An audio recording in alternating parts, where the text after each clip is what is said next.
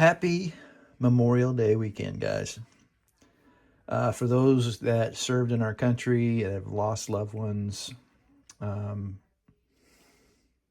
just wanted to think about you guys today. Um, and I personally have lost a really close friend in a training mission when I was going through tech school. And this day always hits me a little harder than most. He His name was Airman First Class Robert Parham. He's from Fayetteville, North Carolina.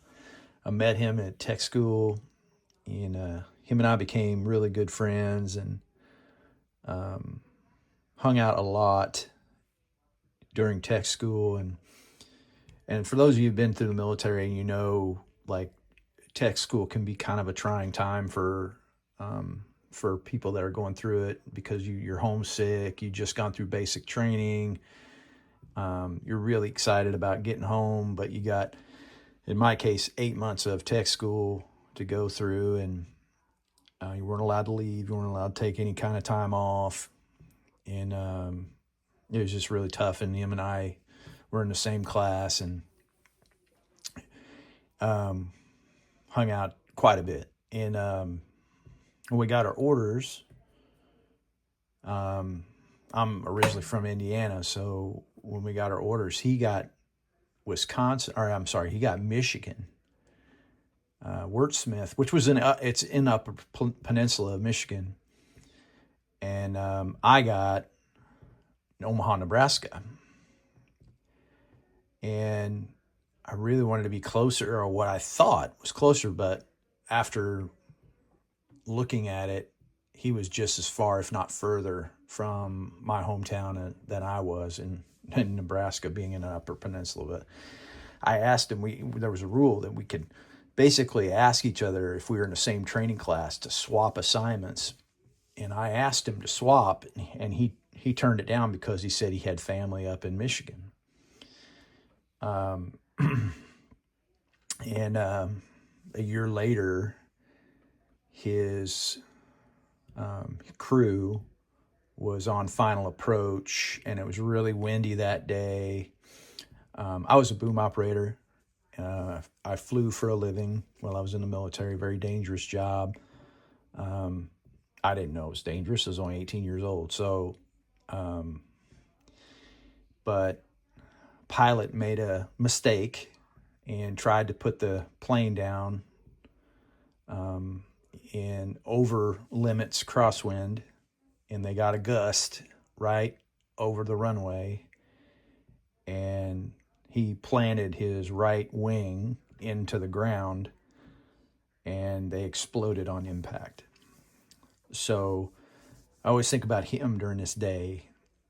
Sorry for that somber story, but just wanted to remember those who've lost their lives and think about those who serve. So thank you for your service. I did want to do an update on my Rust Bucket that I've been working on. It's the Revell GMC snowplow pickup. And what I've done is I'm going to insert some pictures at the end of this video to basically show you what the Rust Bucket looks like now. But I'll show you some of the interior. The interior, I've dingied the interior up. I did a little dry brushing on the dash, which basically you can barely see, but I did a little dry brushing on the dash just to make it look a little weathered. Put some oil stains into the seat. It just made it kind of look dingy and dirty. Dirtied up the steering wheel, kind of dirtied up the rest of the interior. Is one of the things when you do these weathering projects, you got to make it look consistent. So I just want to share with you some of the techniques. This is my first one, so if you see anything that you would change, don't hesitate to put the comment in there below. But this is the plow itself, and I wanted it to match. So what I did on the plow was a little different than what I did on the rest of the vehicle. On the plow, I did the underlayment rust, and then I coated it with some hairspray on both sides. and then I sprayed it with Tamiya yellow, and then basically wetted my brush and did some chipping. And you'll see rust stains coming down, and I tried to add some of this stuff, which is the rust streaks from AK. And the idea behind this is you basically dip your brush in it, make your lines, and then let it get dry, and then you take some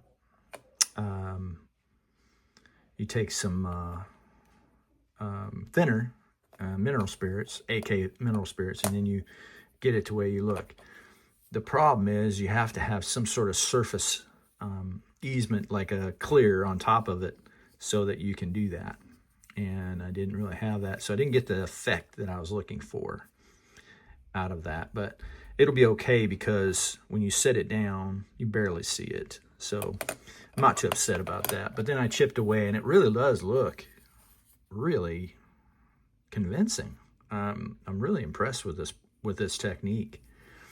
And then I did the underlayment on the vehicle and did the salt technique. And what you do is, basically, if you're not familiar with that, is you and you'll see some of the salt's blue because I reused it. That's the color of the vehicle. Basically what you do is you get your underlayment rust put on. I cleared mine. I don't think you need to do that, but I cleared mine with some flat, and then put the and watered the surface down after that, and then just dropped some salt. Now I'm going to spray my color over the top of that. But here's what the other side looks like. It looks pretty convincing. I'm really impressed with this whole process. I'm going to have to do another one of these. And here's the quarter, rear quarter. And then what I'm basically doing right now is I'm waiting for the rust or the water to dry so I can spray it. So, and then there's the other quarter. And then we'll get that all taken care of, and then I'll get it sprayed. These things are really handy to have. They really do provide a very realistic effect on your weathered vehicle. It's highly recommend that you get this series. It's a really good tool to have if you're into weathering and you're into doing that type of stuff. So I think that's it for today. And I want you guys again to have a good Memorial Day, and take care of yourself. This is Terry. I'm out.